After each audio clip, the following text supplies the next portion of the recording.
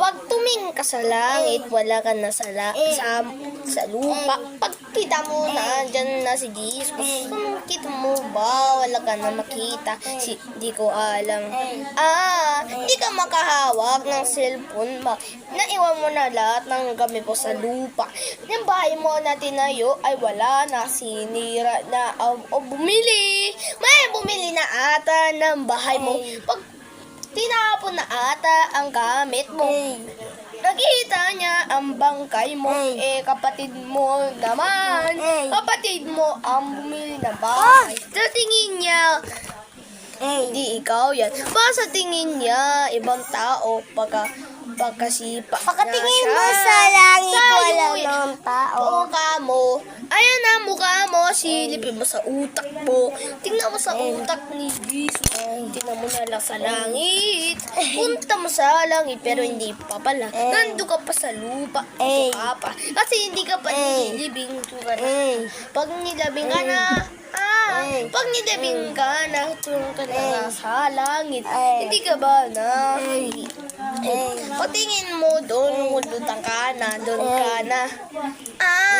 Pagtingin mo doon, wala ka na doon. Nang lumilipad ka na maya, magiging kang angel. Ikaw ang tagapan.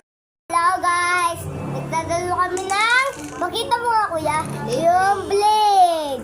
Mama, tinan mo oh. Nakuha namin sa barel, di ba? Nakita ni Zeng, ba't natatapon-tapon yung blade? Dalawa. Tapos bigla tumapon tong piso, blade na piso, Mabilis siya. Tignan mo, tumayo yan. Tatayo yan. Pag na-stop. Uy, bak, hulog yun, yung butol mo. Kay Zeng, coach? Yung bike lang kay Zeng. Tapos sa'yo, butol. Aking kotse. Kaysa. Diba? Nabugilin? Namugulong? Tignan mo yun. Tignan mo sa akin. Namugulong, namuhulog yan, guys. Nahulog. Tumayo. Wait lang.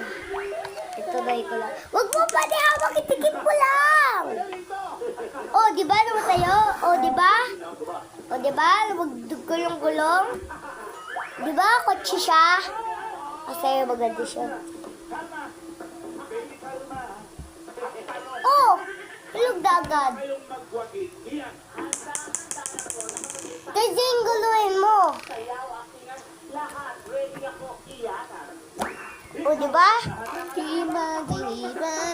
Kuya, dapat guluhin po din kay Zay. Laban-laban ko yung ni Zay.